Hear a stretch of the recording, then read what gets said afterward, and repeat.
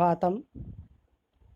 कक्षा अष्टम संस्कृतम द्वितीय पाठ।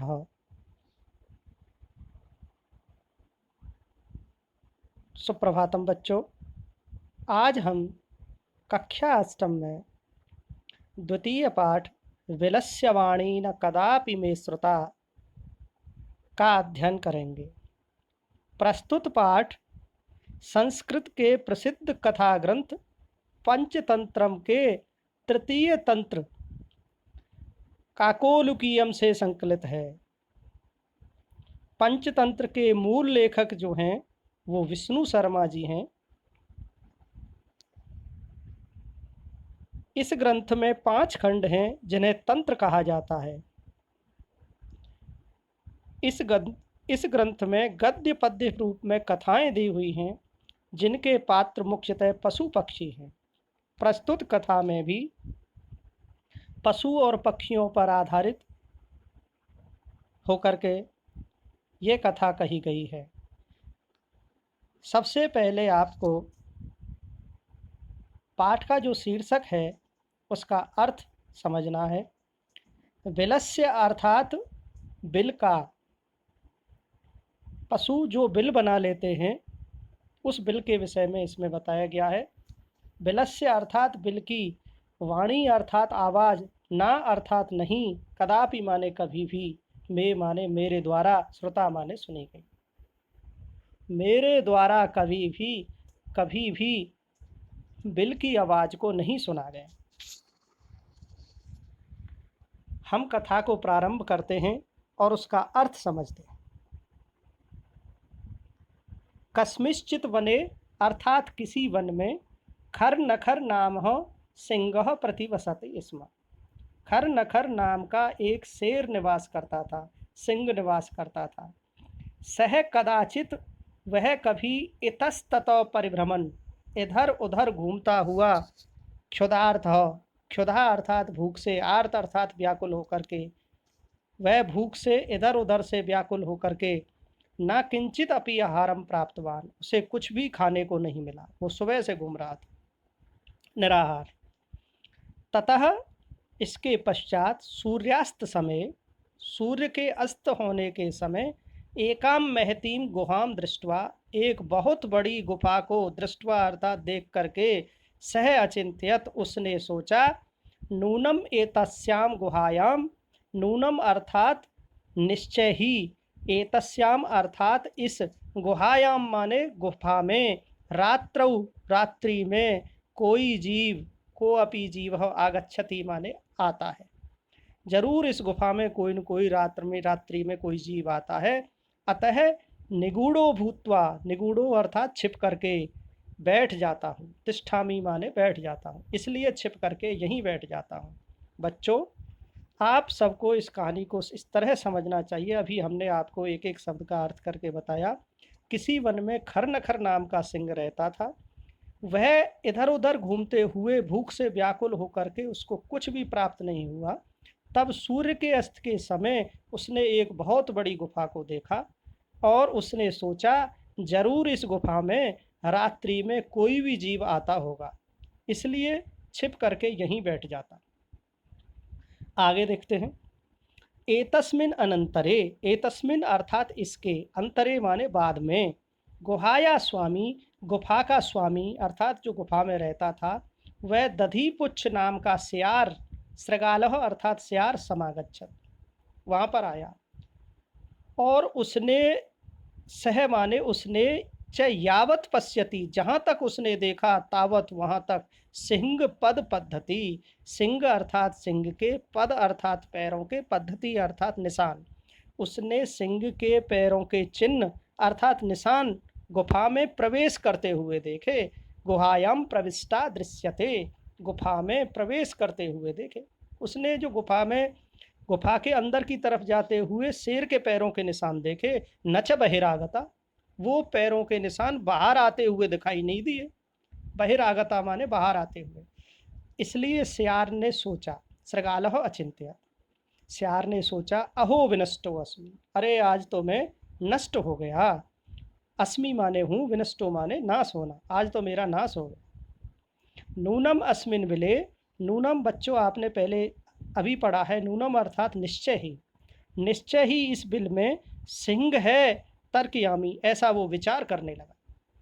ततः किम करवाणी, तो उसके मन में आया कि अब क्या करूं, किम करवाणी अर्थात क्या करूं। एवं विचिन्त्य, इस तरह से विचार करके, दूरस्थ, दूर से ही, रवम कर्तुम आरब्ध, रवम अर्थात शोर, उसने शोर मचाना शुरू किया और कहने लगा, भो बिल, अरी गुफा, किम न स्मरसी, क्या तुझे याद नहीं, यन मया त्वया सह समय कृतोऽस्ति, कि मैंने तेरे साथ में वायदा किया था, मेरे साथ में तेरे द्वारा वायदा किया गया था।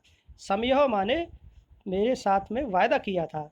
यत यदा अहम बाह्यतो प्रत्यागस्यामि, यदा अर्थात जब, अहम अर्थात मैं, बाह्यतो माने बाहर से, प्रत्यागस्यामि माने लौटूंगा, जब जब मैं बाहर से लौटूंगा, तदा त्वम माम आकार्यस्यसि, तब त्वम अर्थात तुम, माम अर्थात मुझको, आकार्यस्यसि माने आवाज दोगी, जब जब मैं बाहर से लौटूंगा हे गुफा, तब तब तू मुझे आवाज दे करके बुलाएगी।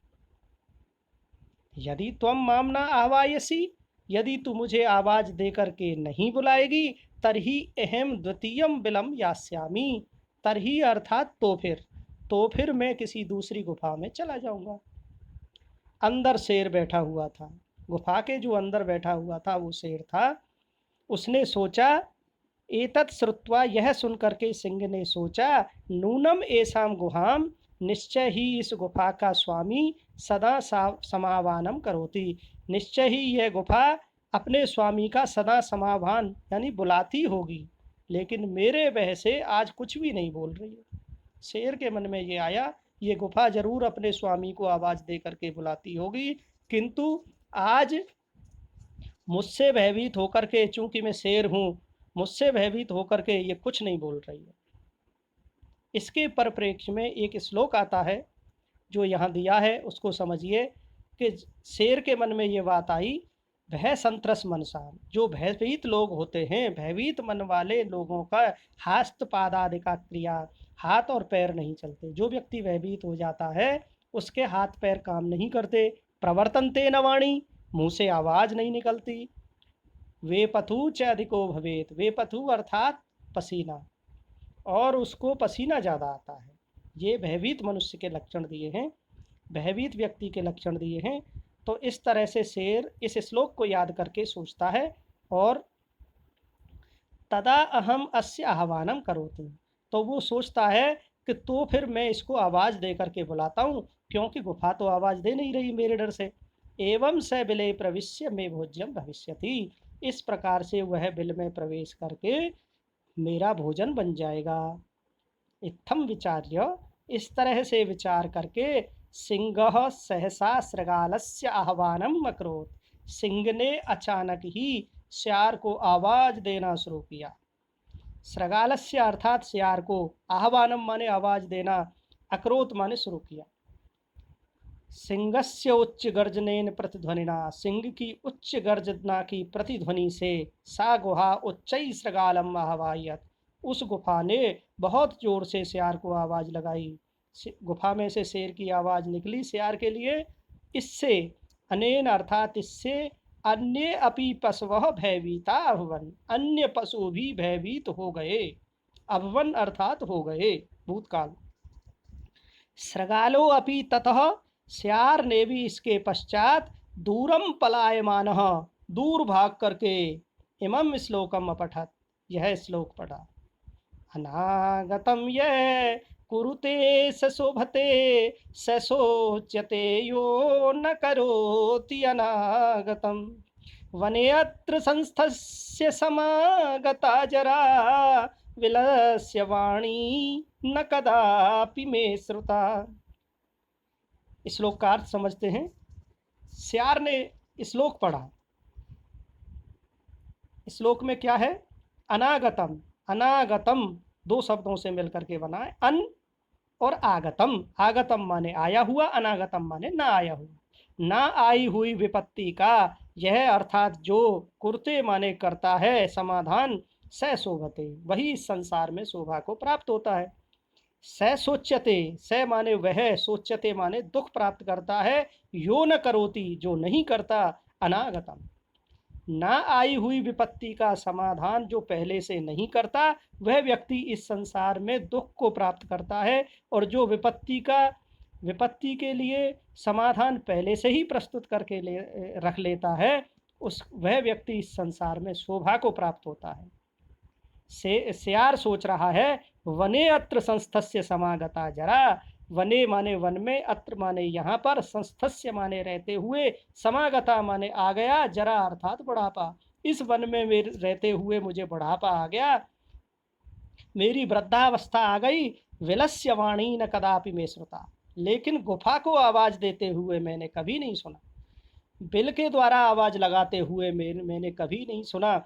इस तरह से बच्चों आपने समझा कि सियार ने अपनी प्रत्युत्पन्नमति से, सियार ने अपनी बुद्धिमत्तापूर्ण कार्यों से, अपनी बुद्धि से ये पता लगा लिया कि गुफा के अंदर शेर है या नहीं।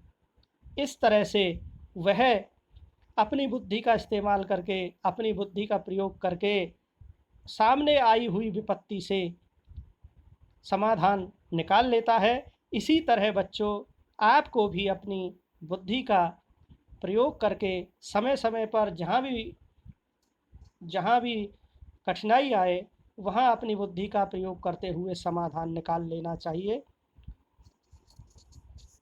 धन्यवाद। जयतु भारतम, जयतु संस्कृतम।